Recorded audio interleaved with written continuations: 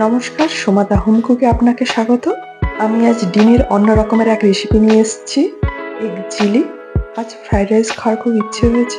Fried rice মানে chilli chicken চাই, কিন্তু আমার বাড়িতে চিকেন ছিল না, তাই আমি এগ চিলি বানিয়ে নিয়েছি। আর খেতে দারুণ হয়েছিল। আপনারাও একবার বাড়িতে বানিয়ে দেখতে পারেন।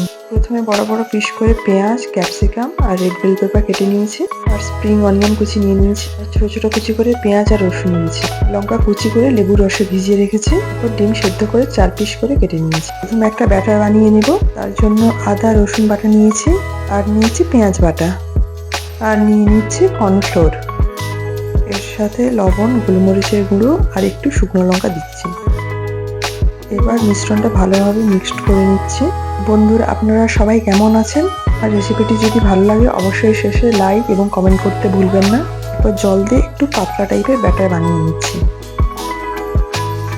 এই ব্যাটারে ডিমগুলো মাখিয়ে ভেজে নেব পকোড়ার মতো।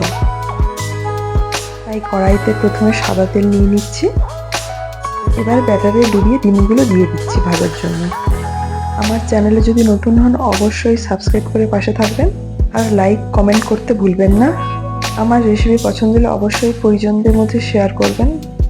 ডিমগুলো একে একে দিয়ে দিচ্ছি যাতে না গায়ে লাগে, সেই জন্য। এক পিঠটা ভালোভাবে ভাজা হয়ে গেলে, পেছনটা লাল হয়ে গেলে তবে আমি আস্তে আস্তে উল্টিয়ে দেব। ডিমগুলো পকোড়ার মতো করে ভালোভাবে ভাজা হয়ে গেছে, এবার আমি উঠিয়ে নিচ্ছি। গ্রেভির জন্য সস দিয়ে একটা মিশ্রণ বানিয়ে রাখলাম। তার জন্য নিয়েছি শুকনো লঙ্কা, টমেটো সস, একটু সোয়া সস, একটু গ্রিন চিলি আর একটু রেড চিলি সস নিচ্ছি। মিশ্রণটা জল দিয়ে গুলিয়ে নিচ্ছি। সেই তেলে রসুন আর পেঁয়াজ কুচি দিয়ে দিচ্ছি, আর দিচ্ছি ক্যাপসিকাম, রেড বেল পেপার। এবার দিয়ে দেব পেঁয়াজ কুচি, অল্প একটু লবণ দিচ্ছি। এবার পুরোটা ভালোভাবে সটে করে নেব। এখানে লবণটা অল্প পরিমাণে ব্যবহার করবেন, কারণ সসেতে লবণ আছে, সেই জন্য এখানে কম দেবেন। পরে যদি প্রয়োজন হয় তখন আবার লবণটা অ্যাড করবেন। সসের মিশ্রণটা দিয়ে একটু নেড়ে নিয়েছি, তারপরে আবার একটু জল অ্যাড করছি। যে পরিমাণ গ্রেভি চাই সেই অনুযায়ী জল দেবেন। ঢাকা দিয়ে ফুটতে দিয়েছি যাতে ক্যাপসিকামটা একটু নরম হয়ে যায়। তারপরে স্প্রিং অনিয়ন কুচি দিয়ে দিয়েছি, কুচিয়ে রাখা লঙ্কা আর লেবুর রস দিয়ে দিয়েছি। আপনারা ভিনিগারও ব্যবহার করতে পারেন। মিশ্রণটা ঘন করবার জন্য কর্নফ্লোর জলে গুলিয়ে দিয়ে দিয়েছি।